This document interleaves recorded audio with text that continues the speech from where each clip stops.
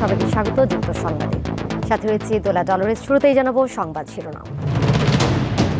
আগরতলা ইস্যুতে ভারতের হাইকমিশনারকে তলব, বন্ধুত্ব অটুট রেখে কাজ করে যাওয়ার প্রত্যয়।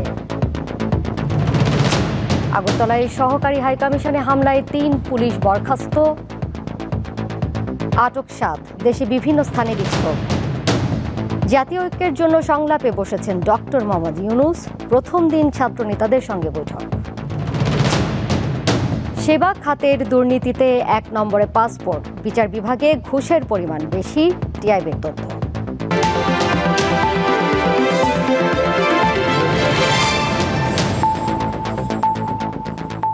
এদিকে আগরতলায় বাংলাদেশের সহকারী হাইকমিশনে হামলা ও ভাঙচুরের ঘটনায় শাহবাগে বিক্ষোভ সমাবেশ করেছে জাতীয় নাগরিক কমিটি।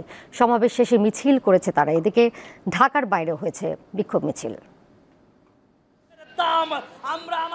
মঙ্গলবার বিকেলে রাজধানীর শাহবাগ জাতীয় জাদুঘরের সামনে বিক্ষোভ সমাবেশ করে জাতীয় নাগরিক কমিটি। ভারতের আগরতলায় বাংলাদেশের সহকারী হাইকমিশনে হামলা ও ভাঙচুরের ঘটনায় এই বিক্ষোভ সমাবেশ হয়। এ সময় নানা স্লোগান দিতে থাকে বিক্ষোভকারীরা। সমাবেশে বক্তারা বলেন, বাংলাদেশের সার্বভৌমত্ব নিয়ে ষড়যন্ত্র করছে ভারত। তারা বাংলাদেশের স্থিতিশীলতা সহ্য করতে পারে না। এরই ধারাবাহিকতায় আগরতলায় বাংলাদেশের সহকারী হাইকমিশনে হামলা হয়েছে। নতুন বাংলাদেশে দিল্লির আধিপত্য বিস্তার চলবে না বলেও মন্তব্য করেন তারা। বন্ধুত্বপূর্ণ সম্পর্ক হবে, কোনো দাসত্বের সম্পর্ক নয়, গোপনে কোনো চুক্তি নয়, নদীর পানি বন্টনে অন্যায্য হিস্সা নয়। আমরা আমাদের হিস্সা ন্যায্যতার ভিত্তিতে চাই। বিভেদ ঘটাতে আসেন বাংলাদেশের মানুষ এই ধরনের ধর্মীয় অনুষ্ঠানিতে পা দেবে না। ঐক্যবদ্ধভাবে আমার দেশের মানুষের অধিকার এবং বিশ্বের দরবারে আমাদের অধিকার আদায় করে নেবে। আগামীতে বাংলাদেশ নিয়ে যদি কোনো ষড়যন্ত্র হয়, বাংলাদেশের শান্তি প্রিয় জনতা যারা রয়েছেন, ছাত্রবৃন্দ যারা রয়েছেন, আপনারা ঐক্যবদ্ধভাবে মাঠে থাকবেন, আমাদের লড়াই চলবে।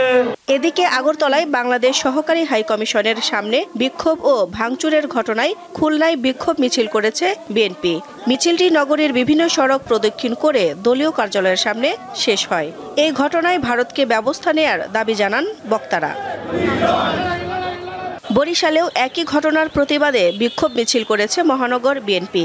নেতারা বলেন, বাংলাদেশে সব ধর্মের মানুষ মিলেমিশে আছে, সেখানে বাংলাদেশকে নিয়ে ভারতের এত মাথা ব্যথার দরকার নেই। নগরের বিভিন্ন এলাকায় বিক্ষোভ মিছিল করেছে শিক্ষার্থীরাও। হাই কমিশনে হামলায় জড়িতদের বিচারের দাবি জানান তারা। দিলশা দেনি, দীপ্ত সংবাদ, ঢাকা। যাচ্ছি পরের প্রসঙ্গে। ইসকনের বহিষ্কৃত নেতা ও সম্মিলিত সনাতনী জাগরণ মঞ্চের মুখপাত্র চিন্ময় কৃষ্ণ দাসের জামিন শুনানির জন্য ২ জানুয়ারি দিন ধার্য করেছে আদালত। মঙ্গলবার শুনানির জন্য আসামি পক্ষের কোনো আইনজীবী উপস্থিত না থাকায় চট্টগ্রাম মহানগর দায়রা জজ আদালতের বিচারক এই সিদ্ধান্ত দেন। এদিন সকাল 10:30টায় জামিন শুনানিতে রাষ্ট্রপক্ষের আইনজীবীরা উপস্থিত হন। তারা চিন্ময়কে গ্রেপ্তার ও পরবর্তী সহিংসতায় নিহত আইনজীবী আলিফের বিচার দাবিতে স্লোগান দেন। তবে চিন্ময়ের পক্ষে কোনো আইনজীবী উপস্থিত না থাকায় আদালত শুনানির জন্য পরবর্তী দিন ধার্য করে। গত 25 নভেম্বর ঢাকা থেকে চট্টগ্রাম ফেরার পথে শাহজালাল আন্তর্জাতিক বিমানবন্দরে গ্রেপ্তার হন চিন্ময় কৃষ্ণ দাস। রাষ্ট্রদ্রোহ মামলায় তাকে গ্রেপ্তার করা হয়। তার মুক্তির দাবিতে পরদিন চট্টগ্রাম আদালত প্রাঙ্গণে বিক্ষোভ করেন সমর্থকরা। এক পর্যায়ে তার সহিংসতায় রূপ নেয়। এ সময় আইনজীবী সাইফুল ইসলাম আলিফকে কুপিয়ে ও পিটিয়ে হত্যা করা হয়। জাতীয় ঐক্যের আহ্বান নিয়ে ছাত্রনেতা, রাজনৈতিক দল ও ধর্মীয় সম্প্রদায়ের নেতাদের সঙ্গে পৃথক বৈঠকে বসছেন অন্তর্বর্তী সরকারের প্রধান উপদেষ্টা ডক্টর মোহাম্মদ ইউনূস। মঙ্গলবার সন্ধ্যায় ছাত্রনেতাদের সঙ্গে বৈঠক করেছেন প্রধান উপদেষ্টা। বুধবার প্রধান রাজনৈতিক দলগুলোর নেতা এবং পরদিন ধর্মীয় নেতাদের সঙ্গে বৈঠক হবে। সমসাময়িক ইস্যুতে মত বিনিময় করতে ছাত্র প্রতিনিধিদের সঙ্গে বৈঠক করেছেন অন্তর্বর্তী সরকারের প্রধান উপদেষ্টা ডক্টর মোহাম্মদ ইউনূস। মঙ্গলবার রাতে রাষ্ট্রীয় অতিথি ভবন যমুনায় এই বৈঠক অনুষ্ঠিত হয়। এর আগে মঙ্গলবার সন্ধ্যায় রাজধানীর ফরেন সার্ভিস একাডেমিতে এক সংবাদ সম্মেলনে প্রধান উপদেষ্টার প্রেস সচিব জানান, বুধবার সব রাজনৈতিক দল এবং বৃহস্পতিবার ধর্মভিত্তিক রাজনৈতিক দলগুলোর সঙ্গে আলোচনায় বসবেন প্রধান উপদেষ্টা। আগামীকাল উনি বাংলাদেশের সমস্ত পার্টির সাথে, মেজর পার্টিগুলোর সাথে যারা সবাইকে উনি ইনভাইট করেছেন, একটা ডায়ালগ হবে আর কি। এবং পরের দিন যেমনি রিলিজিয়াস যারা গ্রুপ আছেন এই দুইটা মিটিংয়ের উদ্দেশ্য হচ্ছে যে ন্যাশনাল ইউনিটি ডাক দিবেন। প্রধান উপদেষ্টার প্রেস উইং জানিয়েছে, বাংলাদেশে সংখ্যালঘু ইস্যুতে ভারতীয় মিডিয়া ব্যাপকভাবে ভুল তথ্য ছড়াচ্ছে। ইদানিং কিছু ঘটনা নিয়ে খুবই আমরা দেখছি একটা ইন্ডাস্ট্রিয়াল স্কেলের একটা মিস ইনফরমেশন হচ্ছে, অপতথ্য ছড়ানোর একটা প্রয়াস আমরা দেখছি এবং এটার অনেকাংশে আমরা দেখছি যে ইন্ডিয়ান মিডিয়া খুব অ্যাগ্রেসিভলি এই কাজগুলো করছে। তিনি বলেন, ভারতের সঙ্গে বাংলাদেশ সুসম্পর্ক চায়, তবে সেই সম্পর্ক হতে হবে ন্যায্যতা ও সমতার ভিত্তিতে। তারা পুরো আমাদের জাতিকে তারা একটা কাঠ করানোর দাঁড় করানোর একটা অপচেষ্টা করছে। জহিরুল মোহসান, দীপ্ত সংবাদ, ঢাকা। সেবা খাতের সর্বোচ্চ দুর্নীতি ও ঘুষের হারে ১ নম্বরে পাসপোর্ট অফিস। এরপর রয়েছে বিআরটিএ এবং আইনশৃঙ্খলা রক্ষাকারী সংস্থা। জাতীয় খানা জরিপ ২০২৩-এর প্রতিবেদনে এমন তথ্য জানিয়েছে টিআইবি। সংস্থাটি বলছে, সেবা খাতগুলোতে মোট ঘুষের পরিমাণ ১০,৯০২ কোটি টাকা, যা জাতীয় বাজেটের ১.৪৩%। মানুষের দৈনন্দিন সেবা নিয়ে দেশের বিভিন্ন খাতের খানা জরিপ করে ট্রান্সপারেন্সি ইন্টারন্যাশনাল বাংলাদেশ টিআইবি। প্রতি ২ বছর পর পর এই গবেষণা করে দুর্নীতির বিরুদ্ধে সোচ্চার সংস্থাটি। এর ধারাবাহিকতায় দেশের প্রতিটি বিভাগে মোট ১৫,৫১৫টি খানা বা পরিবার থেকে তথ্য সংগ্রহ করা হয় জরিপে। মঙ্গলবার রাজধানীর ধানমন্ডিতে মাইডাস সেন্টারে টিআইবি জরিপের তথ্য প্রকাশ করে। এ সময় জানানো হয়, গবেষণাটি ধারণা ভিত্তিক নয়, সেবা নিতে গিয়ে সাধারণ মানুষের যে অভিজ্ঞতা তাই তুলে ধরা হয়েছে। যে আমাদের যে খাতগুলো সবচেয়ে বেশি দুর্নীতিগ্রস্ত তার মধ্যে আছে পাসপোর্ট, অবশ্যই ধারাবাহিকভাবে সেটা হয়ে আসছে। একই সাথে বিআরটিএ এবং আইনশৃঙ্খলা রক্ষাকারী বাহিনী এবং বিচারিক সেবা। প্রতিবেদনে বলা হয়, সেবা পেতে খানাগুলো গড়ে ৫,৬৮০ টাকা করে ঘুষ দিয়েছে। সেবা গ্রহীতাদের অভিযোগ, এই অর্থ না দিলে তাদেরকে সেবা বঞ্চিত করা হয়।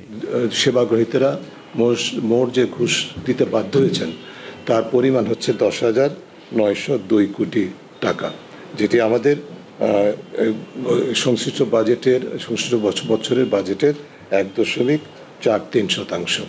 জাতীয় আয়ের 0.22%। তিনি বলেন, দুর্নীতি প্রতিরোধে জবাবদিহিতার বিকল্প নেই, তবে দুদকের কার্যক্রমের সমালোচনা করেন তিনি। দুদক অনেক কথাই বলে, পাসপোর্ট অফিস অনেক কথাই বলে, আমাদের পরামর্শ শুনে বলে, কিন্তু সেটা কতটুকু কাজে লাগে সেটা আমরা দেখতে পাই না।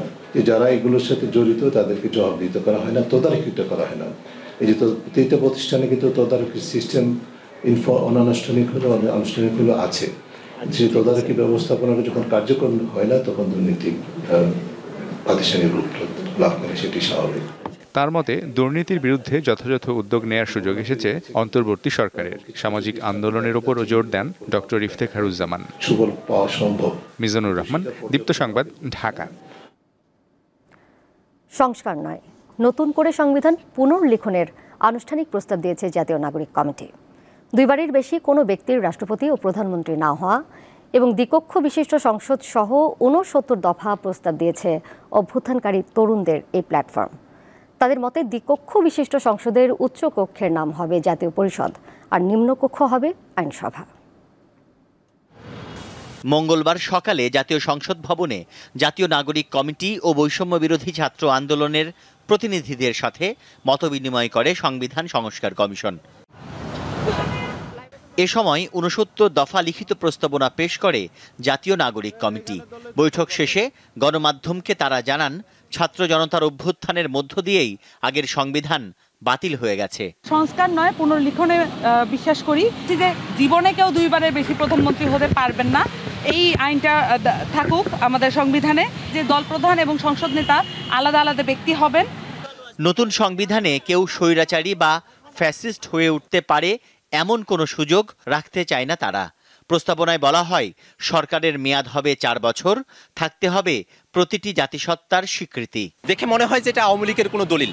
প্রধানমন্ত্রীকে বর্তমান সংবিধানে যেভাবে অতিরিক্ত ক্ষমতায়ন করা হয়েছে, তাকে স্বৈরাচারী হবার সব ধরনের সুযোগ দেওয়া হয়েছে, সেখান থেকে বেরিয়ে এসে প্রধানমন্ত্রীর ক্ষমতা খর্ব করার কথা আমরা বলেছি। যে একটা গণপরিষদ নির্বাচন হবে, সেই নির্বাচনে সংবিধান প্রণয়ন হওয়ার পরে যারা নির্বাচিত হলেন তারা আইনসভার দায়িত্ব পালন করবেন। সংসদ হবে দ্বিকক্ষ বিশিষ্ট, উচ্চকক্ষ জাতীয় পরিষদ এবং নিম্নকক্ষ আইনসভা বলে পরিচিত হবে। উচ্চকক্ষ 100 আসন বিশিষ্ট, এবং যেটা পিআর সিস্টেমে হবে, এবং নিম্নকক্ষ আইনসভা সেটা 300 আসন বিশিষ্ট হবে। বিচার বিভাগের জন্য আলাদা সচিবালয়ের প্রস্তাব দিয়েছে বৈষম্য বিরোধী ছাত্র আন্দোলন। বিচার বিভাগের জন্য যেন আলাদা সচিবালয় করা হয়, ঠিক একই সাথে সুপ্রিম জুডিশিয়াল কাউন্সিল গঠনের যেই একটি বিধান সেটি যেন অবশ্যই সেখানে রাখা হয়। সংস্কার কমিশনের প্রধান আলী রিয়াজের নেতৃত্বে জাতীয় সংসদের ক্যাবিনেট কক্ষে প্রায় 1.5 ঘন্টা ধরে চলে এই বৈঠক। তানভীর খন্দকার, দীপ্ত সংবাদ, ঢাকা। 21 আগস্ট গ্রেনেড হামলা মামলা থেকে খালাস পাওয়ায় বিএনপির ভারপ্রাপ্ত চেয়ারম্যান তারেক রহমানের দেশে ফেরা নিয়ে আলোচনা বেড়েছে। তবে দলের নেতারা এই বিষয়ে সুনির্দিষ্ট তথ্য দিতে পারছেন না। বিএনপির আইন বিষয়ক সম্পাদক বলছেন, এখনও 4টি মিথ্যা মামলায় দণ্ডপ্রাপ্ত আছেন তারেক রহমান। 2007 সালে তত্ত্বাবধায়ক সরকারের আমলে জরুরি অবস্থা জারি হওয়ার পর গ্রেপ্তার হন তারেক রহমান। পরে জামিনে মুক্তি পেয়ে সপরিবারে দেশ ছাড়েন তিনি। তার বিরুদ্ধে হওয়া 84টি মামলার মধ্যে 5টিতে সাজা হয়, আর খারিজ, খালাস ও অব্যাহতি পেয়েছেন 39টি মামলায়। রোববার বহুল আলোচিত 21শে আগস্ট গ্রেনেড হামলা মামলায় যাবজ্জীবন প্রাপ্ত বিএনপির ভারপ্রাপ্ত চেয়ারম্যান তারেক রহমান সহ সকল আসামিকে খালাস দেয় হাইকোর্ট। বিএনপির আইন বিষয়ক সম্পাদক ব্যারিস্টার কায়সার কামাল বলছেন, রাজনৈতিক প্রতিহিংসা থেকে তারেক রহমানের বিরুদ্ধে ভিত্তিহীন মামলা করা হয়েছে। দণ্ডপ্রাপ্ত বাকি 4 মামলাতেও ন্যায় বিচার পাবেন তিনি। প্রত্যেকটা মামলায় বানোয়াট, মিথ্যা ভিত্তির উপরে দাঁড় করানো, এবং গতকালকে ইনফেমাস 21শে আগস্টের মামলায় সেটি প্রমাণিত হয়েছে। দেশে ফেরার সাথে যে মিথ্যা বানোয়াট মামলাগুলো আছে, কোনো মামলায় সম্পৃক্ত না, বাট দেশে আসার প্রেক্ষাপটটা নিয়ে তিনি নিশ্চয়ই প্রয়োজনীয় পদক্ষেপ নেবেন যথাসময়ে। তবে ঠিক কবে দেশে ফিরবেন তারেক রহমান, সে ব্যাপারে দলটির শীর্ষ নেতাদের পক্ষ থেকে পাওয়া যায়নি নিশ্চিত কোনো তথ্য। ডিউ প্রসেস অফ লর মাধ্যমে মামলাগুলো শেষ করার জন্য চেষ্টা করছি দ্রুততম সময়ে, এবং আমি আশা করি যে চেষ্টা করে যাচ্ছে। কিন্তু কোর্টেরও তো একটা প্রক্রিয়া আছে, এটা তো আমরা তো আর কোর্টকে বলতে পারবো না যে এটা অমুক তারিখের মধ্যে সব শেষ করে দেয়। কোর্টের প্রক্রিয়া চলছে, প্রক্রিয়ার মাধ্যমে যত তাড়াতাড়ি সম্ভব আমরা চেষ্টা করছি। বিএনপির আমাদের যারা লয়ার আছে তারা চেষ্টা করছে, সবাই তো চাচ্ছে দ্রুততম সময় ওনার এখানে ফিরে আসুক। ওনার অনুপস্থিতিতে আমরা অনুভব করছি। আরও 4টি মামলা তার বিরুদ্ধে রয়েছে, সবগুলোই মিথ্যা মামলা। তো এইসব ক্ষেত্রেও আমরা এই রায়ের অপেক্ষায় আছি, এবং এই রায় পাওয়ার পরেই আমাদের অ্যাক্টিং চেয়ারপারসন দেশে আসবেন বলে আমরা আশা রাখি। তারেক রহমান কবে দেশে ফিরছেন তা নিয়ে দলের সর্বস্তরে শুরু হয়েছে জল্পনা কল্পনা। দ্রুততম সময়ে বাকি মামলায় খালাস পেলে আগামী জানুয়ারি-ফেব্রুয়ারি নাগাদ তিনি দেশে ফিরতে পারবেন বলে আশা তৃণমূল পর্যায়ের নেতাদের। স্বস্তিকা সিংহ, দীপ্ত সংবাদ, ঢাকা। ডেঙ্গুতে আক্রান্ত হয়ে 24 ঘন্টায় দেশে 7 জনের মৃত্যু হয়েছে। একই সময়ে হাসপাতালে ভর্তি হয়েছেন আরও 629 জন। এ নিয়ে চলতি বছর এখন পর্যন্ত ডেঙ্গুতে মারা গেছে 504 জন। তাদের মধ্যে 245 জন পুরুষ ও 259 জন নারী। মোট আক্রান্ত হয়েছেন 93,685 জন। মঙ্গলবার স্বাস্থ্য অধিদপ্তরের সংবাদ বিজ্ঞপ্তিতে এসব তথ্য জানানো হয়েছে। বিজ্ঞপ্তিতে আরও বলা হয়, মারা যাওয়া 7 জনের মধ্যে 4 জন পুরুষ, 3 জন নারী। এই 24 ঘন্টায় হাসপাতাল থেকে ছাড়া পেয়েছেন 842 জন।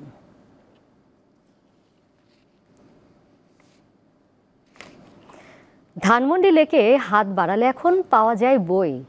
পার্কে মনোরম পরিবেশে চাইলেই বিনামূল্যে বই পড়ার সুযোগ পাচ্ছেন পথচারীরা। ব্যতিক্রমী এমন উদ্যোগের প্রশংসা করছেন অনেকেই। প্রকৃতি ও সাহিত্য একে অপরের পরিপূরক। গাছের ছায়ায়, নির্মল বাতাসে বই পড়ার মুহূর্ত মনকে শান্ত ও সজীব করে। রাজধানীর ধানমন্ডি লেকের পাড়ে এমন পরিবেশে বই পড়ার এক আয়োজন সবার নজর কেড়েছে। লেকের গাছে ঝুলছে ছোট ছোট বাক্স, দেখতে ঠিক যেন পোষা পাখির ঘর কিংবা ছোট ডাকবাক্সের মতো। এসব বাক্সে রাখা আছে নানা লেখকের বই। যে কেউ সেখান থেকে বই নিয়ে পড়তে পারেন, আবার পড়া শেষে রেখে যাওয়াই নিয়ম। ধানমন্ডি লেকে এমন ক্ষুদে লাইব্রেরি রয়েছে 15টি। এই উদ্যোগ আকৃষ্ট করেছে পথচারীদের। বই তো হচ্ছে আমাদের বন্ধু, এইরকম একটা উদ্যোগ, এটা খুবই অ্যাপ্রিসিয়েট করার মতন। কয়েকদিন ধরে দেখতেছি গ্রুপের মধ্যে দেখতেছি এটা রিভিউ, তো আজকে আসলাম মানে কাজে ফাঁকে।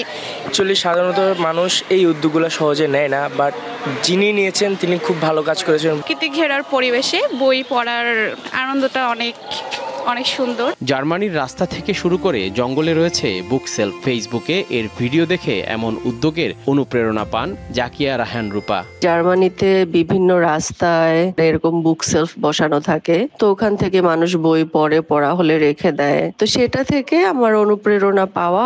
ধানমন্ডি লেকের একদম পাশেই আমার বাড়ি, তখন মনে হলো যে ধানমন্ডিতে আমি এরকম কিছু করি। তিনি জানান, উদ্যোগটি শুরু করার পর থেকে অনেকে তার পাশে দাঁড়িয়েছেন, বই দিয়ে সহযোগিতা করেছেন। বইয়ের প্রতি মানুষের ভালোবাসা তৈরির ইচ্ছা থেকেই তার এমন উদ্যোগ। বই ও প্রকৃতি আমাদের জীবনকে গভীরভাবে প্রভাবিত করে। বইয়ের পাতায় যেমন রয়েছে হাজারো জ্ঞান, তেমনি প্রকৃতির কোলে অগণিত শিক্ষা। ছোট ছোট এই বইয়ের খোপগুলো পাঠকদের এই দুইয়ের স্বাদ একসঙ্গে নেয়ার সুযোগ করে দিয়েছে। পথচারীরা এই উদ্যোগের যেমন প্রশংসা করছেন, তেমনি বলছেন এটি যাতে সঠিকভাবে রক্ষণাবেক্ষণ করা হয়। জহিরুল মোহসান, দীপ্ত সংবাদ, ঢাকা। আন্তর্জাতিক প্রসঙ্গ। দক্ষিণ কোরিয়ায় জরুরি ভিত্তিতে সামরিক আইন জারি করেছেন দেশটির প্রেসিডেন্ট ইয়ন সুক ইয়োল। মঙ্গলবার টেলিভিশনে জাতির উদ্দেশ্যে দেওয়া ভাষণে এই ঘোষণা দেন তিনি। কমিউনিস্ট বাহিনীর হাত থেকে দেশকে রক্ষা করতে এই পদক্ষেপ নেওয়া হয়েছে বলে জানিয়েছেন তিনি। দেশটির প্রধান বিরোধী দলকে উত্তর কোরিয়ার প্রতি সহানুভূতিশীল এবং রাষ্ট্রবিরোধী কার্যকলাপের জন্য অভিযুক্ত করেছেন প্রেসিডেন্ট। বলেন, উত্তর কোরিয়ার কমিউনিস্ট শক্তির হুমকি থেকে দক্ষিণ কোরিয়াকে রক্ষা করার জন্য এবং রাষ্ট্রবিরোধী উপাদানগুলোকে নির্মূল করার জন্য জরুরি সামরিক আইন ঘোষণা করা হয়েছে। ফিলিস্তিনের অবরুদ্ধ গাজা ভূখণ্ডে ইসরায়েলি বর্বর হামলায় একদিনে আরও ৩৭ ফিলিস্তিনি নিহত হয়েছেন। আন্তর্জাতিক গণমাধ্যম জানিয়েছে, উত্তর ও দক্ষিণ গাজার বেশ কয়েকটি স্থানে চালানো হামলায় এই হতাহতের ঘটনা ঘটে। এতে গাজায় নিহতের সংখ্যা প্রায় ৪৪,৫০০ জনে পৌঁছেছে। এমন অবস্থায় গাজাকে পৃথিবীর দোজখ বলে আখ্যা দিয়েছেন যুক্তরাষ্ট্রের নবনির্বাচিত প্রেসিডেন্ট ডোনাল্ড ট্রাম্প। নিজের তৈরি সোশ্যাল মিডিয়া ট্রুথে দেয়া এক পোস্টে ট্রাম্প হুঁশিয়ারি দেন, যুক্তরাষ্ট্রের প্রেসিডেন্ট হিসেবে তার অভিষেকের আগে হামাসের হাতে থাকা জিম্মিরা মুক্তি না পেলে ভয়াবহ পরিস্থিতি হবে। মধ্যপ্রাচ্যের চলমান যুদ্ধ অত্যন্ত নিষ্ঠুর ও অমানবিক বলেও মন্তব্য করেন ট্রাম্প।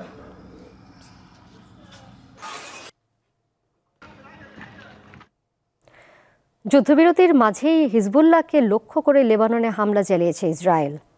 এতে 11 জন নিহত হয়েছেন। আন্তর্জাতিক গণমাধ্যম জানিয়েছে, গত সপ্তাহে হিজবুল্লাহ ও ইসরায়েলের মধ্যে যুদ্ধবিরতি হলেও উভয় পক্ষের বিরুদ্ধে তা লঙ্ঘনের অভিযোগ উঠেছে।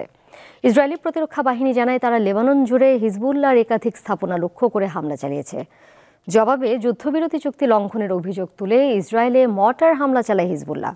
তবে এই হামলায় কেউ হতাহত হয়নি বলে জানিয়েছে ইসরায়েল।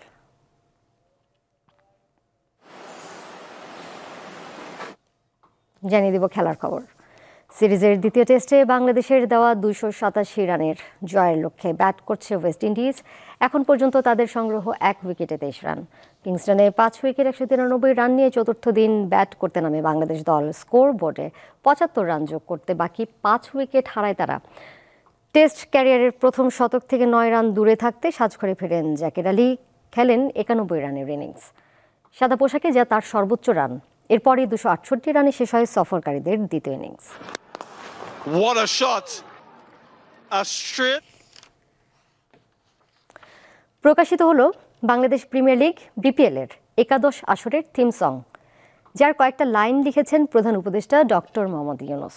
সন্ধ্যায় বিসিবিতে ফ্র্যাঞ্চাইজি ভিত্তিক গ্লোবাল টি20 গ্রাফিতি অনুষ্ঠানে যোগ দিয়ে এ কথা জানান যুব ও ক্রীড়া উপদেষ্টা আসিফ মাহমুদ সজীব ভূঁইয়া।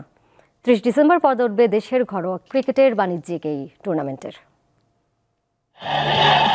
ঘরোয়া ফ্র্যাঞ্চাইজি লিগের একাদশ আসরে নতুন আয়োজনে বিসিবি। জুলাই অভ্যুত্থানে ঘটে যাওয়া নানা ঘটনার পাশাপাশি গ্রাফিতির মাধ্যমে তুলে ধরা হয়েছে আবু সাইদ মুগ্ধদের মতো শহীদদের গ্রাফিতি।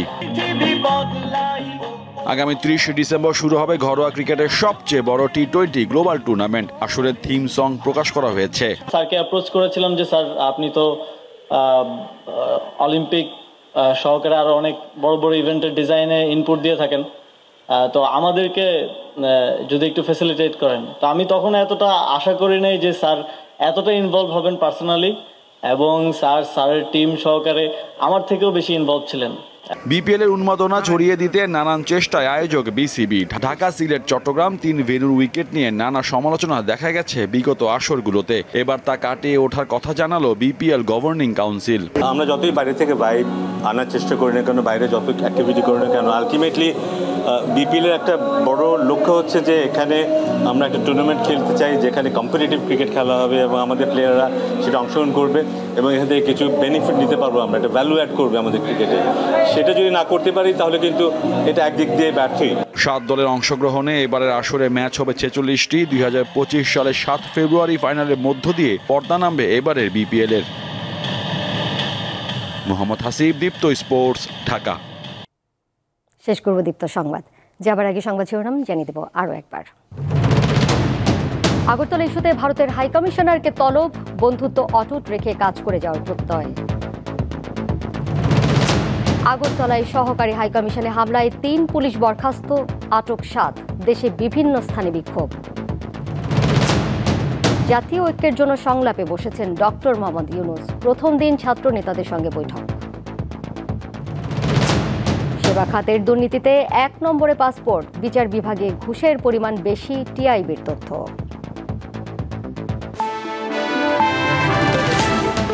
এই ছিল এখনকার মতো।